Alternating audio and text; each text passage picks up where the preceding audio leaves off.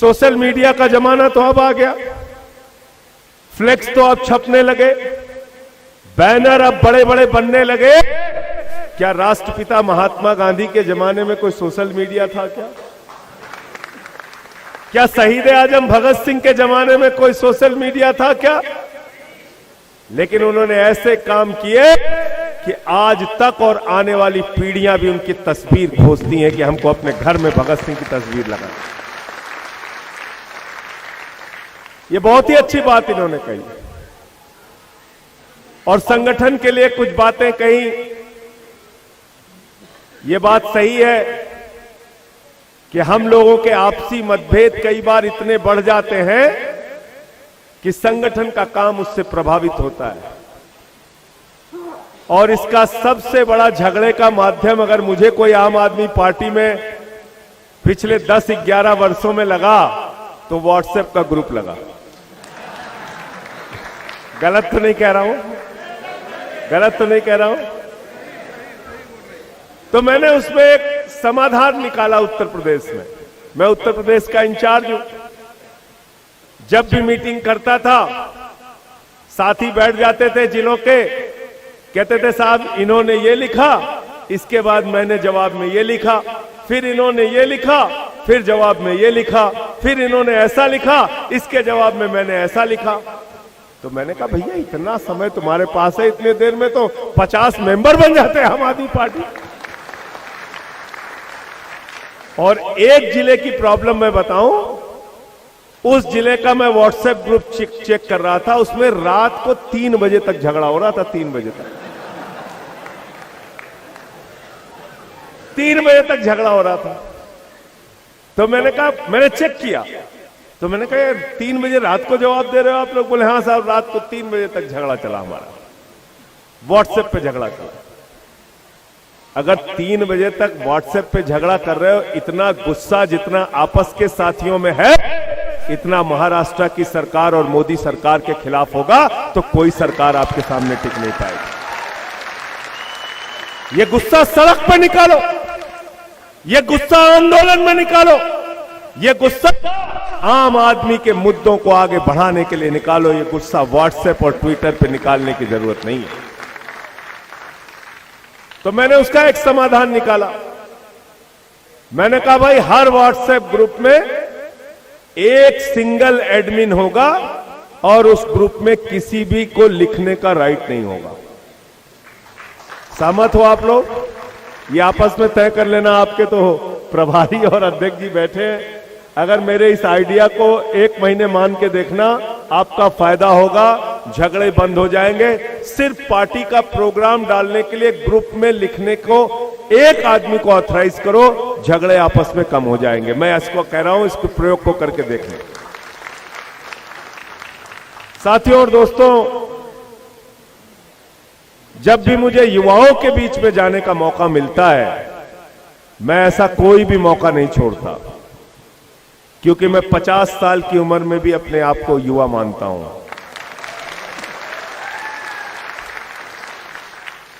सत्रह साल 18 साल की उम्र से छात्र राजनीति से अपना जीवन शुरू किया। 33 साल हो गए मुझे सार्वजनिक जीवन में, और जितना लड़ने का जज्बा उस वक्त था, उतना ही लड़ने का जज्बा आज भी है।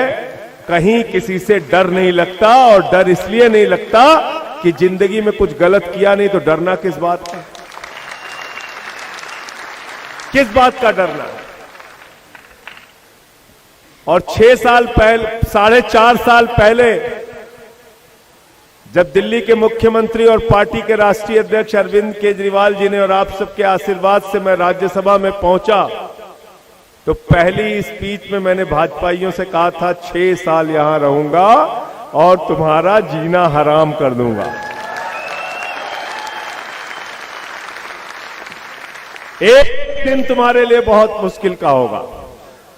4.5 साल हो गए। वो दिन रात जब मुझे देखते हैं पार्लियामेंट के अंदर, जैसे ही मैं खड़ा होता हूं बोलने के लिए, सारे के सारे एक तरफ से चिल्लाना शुरू कर देते हैं। मैं कहता हूं चिल्लाओ, जितना चिल्लाना है चिल्लाओ।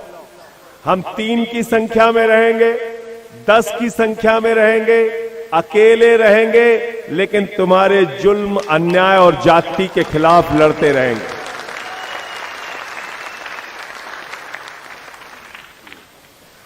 एक साल तक हिंदुस्तान का अन्नदाता सड़क पर बैठा रहा।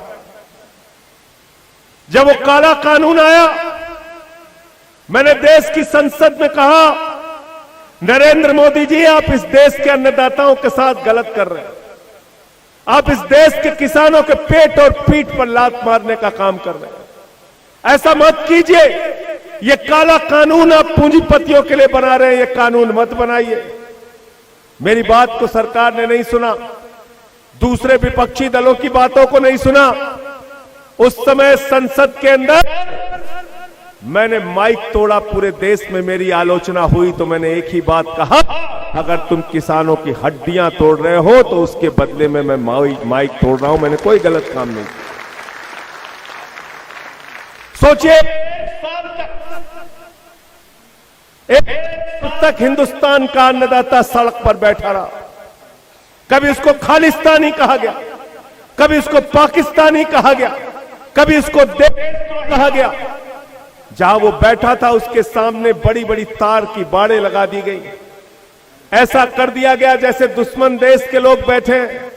सड़क पर कील गाड़ दी गई, बड़ी बड़ी कीलें गाड़ दी गई। 750 किसान शहीद हो इस आंदोलन में। और एक साल के बाद नरेंद्र मोदी जी आए, उन्होंने कहा हमारी तपस्या में कोई कमी रह गई, हम काला कानून वापस ले रहे हैं। आपने इस देश को मजाक बना रखा है। अगर एक साल पहले संजय सिंह की बात मान लेते तो 750 किसानों को अपनी जान नहीं गंवानी पड़ती और हिंदुस्तान के किसानों को आंदोलन नहीं करना पड़ता। तो बताओ, हमारा उस समय विरोध करना सही था कि गलत था? बताओ, हमने जो उस समय विरोध किया, टेबल पे खड़े होकर या माइक तोड़ने का, हो सकता है उसकी आलोचना वर्षों तक होती रहे। मुझे इस बात की चिंता नहीं है। मैं सदन में सोने के लिए नहीं गया हूं, मैं सदन में आम आदमी के मुद्दे को उठाने के लिए गया हूं। अभी महंगाई का सवाल आया। हर चीज पे महंगाई, आसमान पे। आपने पेट्रोल का दाम बढ़ा दिया, आपने डीजल का दाम बढ़ा दिया। आपके राज्य में सरसों का तेल 250 रुपए लीटर बिका। अभी आपने खाने पीने की चीजों पर दाम बढ़ा दिया। बच्चों के दूध का दाम बढ़ा दिया, दही का दाम बढ़ा दिया, छाछ का दाम बढ़ा दिया, आटा का दाम बढ़ा दिया, दाल का दाम बढ़ा दिया, चावल का दाम बढ़ा दिया, यहां तक कि अस्पताल के कमरों तक का दाम बढ़ा दिया। हमने कहा सदन के अंदर इसके बारे में बातचीत होनी चाहिए, और जब तक बात नहीं होगी सदन चलने नहीं पाएगा। हमने अपना विरोध दर्ज कराया। गुजरात के अंदर 27 साल से भारतीय जनता पार्टी का शासन है। 27 साल से वहां पर घोषित तौर पे शराबबंदी है पूरे राज्य में, और जहरीली शराब पीकर 75 लोगों की जान चली गई। अभी भी लोगों की जान जा रही है। चिताएं लोग मर रहे हैं। और जहरीली शराब बनाने के मामले में, नकली शराब बनाने के मामले में जो व्यक्ति पकड़ा गया, वो भारतीय जनता पार्टी का जिला पंचायत का सदस्य है। आप सोचिए, इनका एक नेता पकड़ा गया जम्मू कश्मीर में हथियार के साथ। आपने उसकी तस्वीर देखी कि नहीं देखी? वो कश्मीर का आईटी सेल का चीफ है, भारतीय जनता पार्टी का लश्कर से जुड़ा हुआ आदमी। लश्कर की जैसे आतंकवादी संगठन से जुड़ा हुआ आदमी, वो भारतीय जनता पार्टी का आईटी सेल का चीफ है। अभी 2 दिन पहले एक तस्वीर आई मेघालय से, रंगा जी, वो फोटो देखा कि नहीं देखा? आप लोगों ने देखा कि नहीं देखा? वैश्यालय चलाने का काम भारतीय जनता पार्टी का प्रदेश का उपाध्यक्ष कर रहा है। वैश्यालय चलाने का काम कर रहा है। उसके घर में बम पकड़े जा रहे हैं, बम। तो शस्त्रालय मिलेगा, आतंकवादी मिलेगा भारतीय जनता पार्टी का। मदिरालय मिलेगा गुजरात के अंदर भारतीय जनता पार्टी का, मेघालय में वैश्यालय मिलेगा भारतीय जनता पार्टी का, और उसके बाद आम आदमी पार्टी के लोगों पर ये लोग अगर सवाल उठाएंगे, इनसे सीना तान के लड़ने का काम करना है, इनको पूरे देश के सामने रखने का काम करना। वैश्यालय तुम चलाओ, मदिरालय तुम चलाओ, शस्त्रालय तुम्हारा मिले,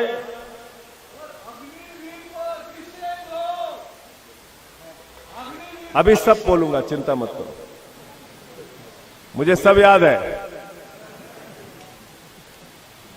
आज वो भारतीय जनता पार्टी के लोग आपके सामने नैतिकता की बात कर रहे हैं। एक हमारे महामहिम राज्यपाल है महाराष्ट्र के,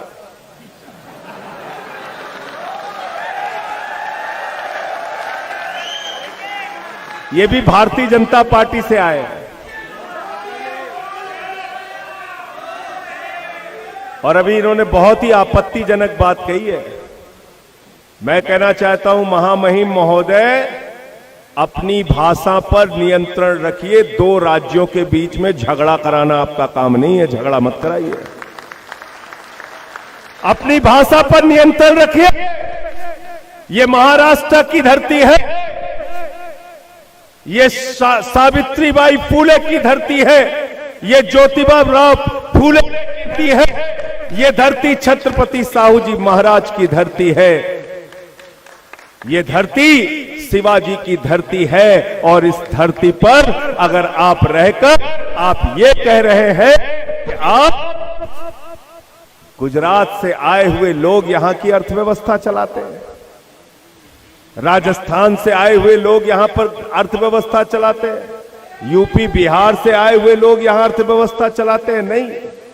गुजरात के लोग हों, राजस्थान के लोग हों, यूपी के लोग हों, बिहार के लोग हों, हम सारे लोग जो महाराष्ट्र के अंदर अपना व्यापार व्यवसाय रोजगार करने के लिए आते हैं, हम सबको महाराष्ट्र के लोगों का आभारी होना चाहिए कि हम इस धरती पर रोजगार पाए।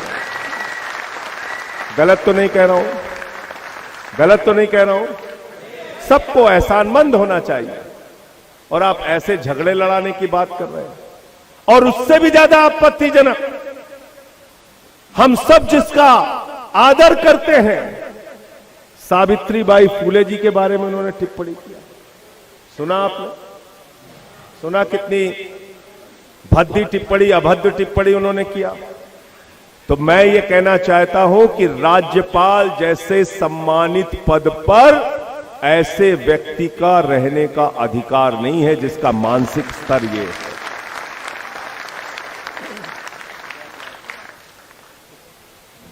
ये स्तर है। और भाषा की बात कर रहे हैं भाजपाई, भाषा की बात भाजपाई करते हैं तो मुझे लगता है डाकू गब्बर सिंह अहिंसा पे उपदेश दे रहा है। क्या क्या बोलते हैं केजरीवाल जी को, दिल्ली के चुनाव में कहा आतंकवादी हैं केजरीवाल। हमारे प्रधानमंत्री गए पंजाब में, कहने लगे खालिस्तानी है केजरीवाल। कहने लगे पंजाब को खालिस्तान बनाना चाहते हैं और वहां के प्रधानमंत्री बनना चाहते हैं केजरीवाल। मैंने कहा प्रधानमंत्री जी थोड़ा तो सामान्य ज्ञान अपने दिमाग में रख लो। खालिस्तान बनेगा और खालिस्तान का पहला प्रधानमंत्री अग्रवाल बनेंगे केजरीवाल। इस पे कोई भरोसा करेगा क्या? कोई करेगा क्या? इतना झूठ बोलते हैं लोग, दिन रात झूठ बोलने का काम करते हैं। इसीलिए मैंने कहा भारतीय जनता पार्टी अब भारतीय झूठा पार्टी हो गई है, सिर्फ झूठ बोलने का काम करते हैं। भाजपाइयों का दो काम है, झूठ और झगड़ा। भारतीय झूठा पार्टी और भारतीय झगड़ा पार्टी, दिन रात इनको झगड़ा कराना है। रोजगार पे बात नहीं करेंगे, किसान पे बात नहीं करेंगे, महंगाई पे बात नहीं करेंगे, मुल्क की तरक्की पे बात नहीं करेंगे, सिर्फ हिंदू मुसलमान, हिंदू मुसलमान। और मैं तो आज आप लोगों से पूछना चाहता हूं, अपने दिल पर हाथ रख के पूछिएगा, और जो लोग सामने सवाल करते हैं उनसे भी पूछिएगा। इस देश में अगर 80-85% हिंदू हैं, तो आप मुझे जरा बताइए कि अगर महंगाई बढ़ेगी तो उसकी सबसे ज्यादा मार हिंदू को पड़ेगी कि मुसलमान को? भाई बोलिए, जोर से बोलिए अगर समझ में आ रहा। पड़ेगी ना। अगर इस देश में बेरोजगारी पड़ेगी तो सबसे ज्यादा हिंदुओं को बेरोजगार कर रहे हो, उसके बाद आबादी के हिसाब से जो जनसंख्या है उनको बेरोजगार कर रहे हो। अगर अशिक्षा बढ़ेगी तो सबसे ज्यादा हिंदुओं को अशिक्षित कर रहे हो। अगर इस देश के अंदर महंगाई को तुम आसमान पर लेकर जा रहे हो तो आज सबके चूल्हे बंद हो गए हैं। आज ऐसी महंगाई तुमने देश के अंदर कर दी, दूध पर, दही पर, छाछ पर, आटा पर, दाल पर, चावल पर, जिसके बारे में जीएसटी लागू होने के बाद हमारे प्रधानमंत्री ने कहा था खाने पीने की चीजों पर से टैक्स खत्म हो जाएगा, उन सारी चीजों पर टैक्स लगा दिया। यह सवाल है नौजवानों के लिए लड़ने का, यह सवाल है। आप आम आदमी के सवाल को भी अपने आंदोलन में जोड़िए। युवाओं के लिए आप अच्छा प्रस्ताव लेके आए हैं। युवाओं की तो हालत आज के समय में यह हो गई है, 45 वर्षों में सबसे ज्यादा बेरोजगारी अगर है तो नरेंद्र मोदी जी के शासन में है। और ये मैं नहीं कह रहा हूं, नरेंद्र मोदी जी की सरकार ने जवाब दिया है। 8 साल में 22 करोड़ युवाओं ने रोजगार मांगा, मात्र 7 लाख लोगों को रोजगार मिला। कितने लोगों को? नौजवानों आपसे क्या कहते थे? हर साल कितनी नौकरियां देंगे? कितनी देंगे? सबको याद है, कोई भूला नहीं है। 8 साल में कितना हो गया? 8 साल में कितना हो गया? सरकार खुद बता रही है 7 लाख नौकरी दिया है। 22 करोड़ ने अप्लाई किया है। उनके वादे के मुताबिक 16 करोड़ मिलना था, 22 करोड़ ने अप्लाई किया, मात्र नौकरी मिली 7 लाख। और अभी एक नौकरी और लेके आए, अग्निवीर, अग्निपथ। एक तो नाम इतना बड़ा बड़ा फिल्मी नाम दे देते हैं ये लोग, ऐसा लगता है कि बहुत काम होने जा रहा है। मैं एक बात कह सकता हूं नरेंद्र मोदी जी के बारे में, गंजे को कंघी बेचने का अगर हुनर हिंदुस्तान में किसी नेता को मालूम है तो नरेंद्र मोदी। गंजे को भी कंघी बेच सकता है वो आदमी। जीएसटी लेके आए, कहने लगे आधी रात में तुमको आजादी दे रहे हैं, लता मंगेशकर जी का गाना सुनिए और जीएसटी पास कीजिए। पूरा देश जश्न मना रहा था। मैं सुन के हैरान था। 5% का टैक्स बढ़ा के 28% कर दिया और कह रहा जश्न मनाओ। कह रहे 1 नेशन 1 टैक्स, जश्न मनाइए। फिर कोरोना के समय में बोले दवा करने की जरूरत नहीं, थाली बजाइए कोरोना ठीक हो जाएगा। बड़े बड़े पढ़े लिखे लोग, बड़े बड़े स्टार, फिल्मी सितारे, वो बेचारे थाली बजा रहे, थाली बजा रहे। उसके बाद कहने लगे अपने अपने घर की लाइट बुझा दो, लाइट बुझा दो, अंधेरे में रहो। कोरोना से मरने वाले तुमको दिखेंगे नहीं, महंगाई तुमको दिखेगी नहीं, बेरोजगारी तुमको दिखेगी नहीं, अशिक्षा तुमको दिखेगी नहीं, मुल्क को बर्बादी तुम्हें दिखेगी नहीं। अंधेरे में रहो, लाइट बंद कर दो। लाइट बंद कर दिया आप लोगों, इस देश का तमाशा बना दिया, तमाशा बना दिया। मैंने तो पार्लियामेंट के अंदर कहा, मैंने कहा मान्यवर, अगर थाली बजाने से और बत्ती बंद करने से कोरोना ठीक होता हो तो हम लोग घर नहीं जाएंगे, यही संसद में रहेंगे। पहले कोरोना ठीक करो। हम थाली बजा रहे दिन रात। ऐसी ऐसी बातें, ऐसी ऐसी बेवकूफी की बातें, बेवकूफी की योजनाएं, कोई सोच नहीं, कोई विचार नहीं। और एक आदमी जो आपके लिए काम करने वाला है, जिसका नाम है अरविंद केजरीवाल, दिल्ली के मुख्यमंत्री, उनको दिन रात परेशान जरूर कर रहा है। क्या गुनाह है अरविंद केजरीवाल का? क्या गुनाह है सत्येंद्र जैन का? क्या गुनाह है मनीष सिसोदिया का? मनीष सिसोदिया का गुनाह यह है कि उन्होंने दिल्ली के अंदर ऐसे स्कूल बनाए। अमेरिका के राष्ट्रपति की पत्नी हिंदुस्तान आती है तो कहती है केजरीवाल का स्कूल देखना। कई राज्यों के मुख्यमंत्री दिल्ली जाते हैं तो कहते हैं वो स्कूल देखना है जहां बच्चे एयर कंडीशन कमरे में बैठते हैं, जहां स्विमिंग पूल का निर्माण हुआ है। ऐसे स्कूल जहां पर 5 साल से लगातार इंटर का +2 का रिजल्ट प्राइवेट स्कूलों से बेहतरीन सरकारी स्कूलों का आ रहा है, यह शिक्षा व्यवस्था। और आज मैं खट्टर साहब की शिक्षा व्यवस्था पढ़ रहा था, मैंने ट्वीट भी किया, देख लेना। हरियाणा सरकार ने एक योजना लागू की है, 1,80,000 रुपए जिसकी आमदनी होगी, अगर वो अपने बच्चे को सरकारी स्कूल में पढ़ाएगा तो 500 रुपए उसको देना पड़ेगा, और प्राइवेट स्कूल में पढ़ाएगा तो 1100 रुपए बीजेपी की सरकार उसको देगी। ये है शिक्षा मॉडल। ये मॉडल चाहिए क्या? चाहिए क्या? यही मॉडल चाहिए क्या? यही चाहते हैं भाजपा। करे स्कूल के कमरे में घोटाला कर लिया मनीष सिसोदिया ने, एप्लीकेशन दी कि साहब घोटाला हो गया, इसकी जांच करो। जांच जानते हैं कब शुरू हुई? अभी 15 दिन पहले शुरू हुई। एप्लीकेशन जानते हैं कब पड़ी? 3 साल पहले। 3 साल पहले एक उप मुख्यमंत्री के खिलाफ एप्लीकेशन पड़ती है, उसकी जांच 5 दिन में नहीं शुरू होती, 10 दिन में नहीं शुरू होती, महीने भर में नहीं शुरू होती, 2 महीने 3 महीने में नहीं शुरू होती, 3 साल के बाद जांच शुरू होती है। सत्येंद्र जैन कह रहे सत्येंद्र जैन ने भ्रष्टाचार कर लिया। सत्येंद्र जैन वो शख्स है जिसने मोहल्ला क्लिनिक का मॉडल दिया। उस मोहल्ला क्लिनिक को देखने के लिए संयुक्त राष्ट्र संघ के पूर्व महासचिव आते हैं। उस मोहल्ला क्लिनिक को देखने के लिए नॉर्वे की पूर्व प्रधानमंत्री आती है। सत्येंद्र जैन वो शख्स है जिन्होंने फरिश्ते योजना बनाई केजरीवाल जी के साथ मिलके, और फरिश्ते योजना में लिखा कि अगर रास्ते में किसी का एक्सीडेंट हो जाए तो छोड़कर भागना मत, उसको पकड़कर उसको गाड़ी पर लादना और अस्पताल में पहुंचा देना। पहुंचाने का भी 2,000 रुपए दिल्ली की सरकार देगी, और इलाज में 50 लाख भी खर्च होगा तो दिल्ली की सरकार देगी।